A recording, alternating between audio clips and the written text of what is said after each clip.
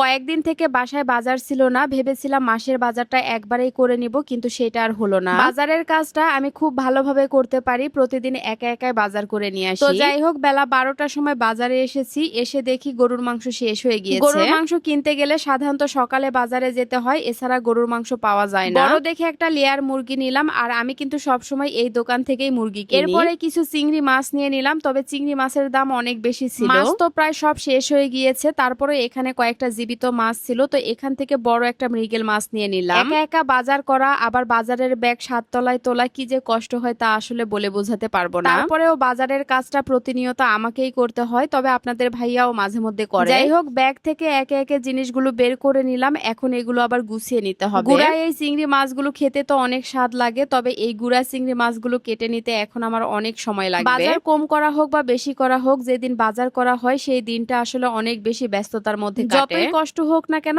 এই কাজগুলো আমি একা হাতে করতেই বেশি পছন্দ করি। কেন জানি অন্যের হাতের কাজ আমার একদমই পছন্দ হয় না। যাই হোক, বসে থেকে প্রথমে গুড়া চিংড়ি মাছগুলো বেছে নিলাম, কারণ এগুলো বেশিক্ষণ রাখলে আবার নষ্ট হবে। এরপরে বড় মাছের আঁশগুলো উঠিয়ে নিচ্ছি, আর আঁশগুলো আমি হাত দিয়েই উঠাই। তার একটা মাজনি দিয়ে মাছটা ভালোভাবে পরিষ্কার করে নিলাম, এরপরে মাছটা কেটে নিচ্ছি। মাছের পেট ভর্তি ডিম আছে, এখন বাজারে ডিমওয়ালা মাছ ছাড়া পাওয়াই যায় না। দেখেন কতগুলো ডিম, প্রায় 1.5 কেজির মতো ডিমই ছিল। দোকানদার বলেছিল মাছের ডিমগুলো তারা কিনে নিবে, কিন্তু আমি মাছগুলো ভালোভাবে ধুয়ে প্যাকেট করে নিয়েছি। এরপরে আরিয়ান বাবুকে বললাম ফ্রিজে রেখে দেওয়ার জন্য, সে তো দৌড়ে ফ্রিজে রেখে আসলো। মাছের ডিমও তো অনেকগুলো, তাই অর্ধেকটা রেখে দিলাম, আর বাদবাকিগুলো রান্না করব। সবকিছু গুছিয়ে রাখার পরে এখন এই তো রান্না বান্নাগুলো বসিয়ে দিচ্ছি। তরি দিয়ে ছোট চিংড়ি মাছগুলো রান্না করব। তরি দিয়ে গুড়া চিংড়ি মাছের এই তরকারিটা নরম নরম করে রান্না করলে খেতে ভীষণ স্বাদ লাগে। মাত্র 10 মিনিটের মধ্যেই তরকারিটা রান্না করা হয়ে গেল, আর তরকারির কালারটা মাশাআল্লাহ দেখতে খুবই সুন্দর হয়েছে। একেবারে মাখা মাখা ঝোল রেখে আমি তরকারিটা নামিয়ে নিলাম, আর এই তরকারিটা নরম নরম খেতেই ভালো লাগে। একটা তরকারি তো রান্না করা হয়ে গেল, এবার মাছের ডিম রান্না করব, তাই মশলাগুলো প্রথমে কষিয়ে নিয়েছি, তারপরে মাছের ডিমগুলো দিয়ে দিলাম। মাছের ডিম আলু দিয়ে ভাজি করলেও ভালো লাগে, তবে আমি সবসময় এভাবেই রান্না করি। মাছের ডিম ফ্রিজে রাখলে কেন জানি খেতে তেমন একটা ভালো লাগে না, টাটকা টাটকা ভুনা করলে খেতে বেশ ভালো লাগে। একপাশে মাছগুলোও ভাজতে দিলাম, আর এদিকে মাছের ডিমও রান্না করা হয়ে গেছে।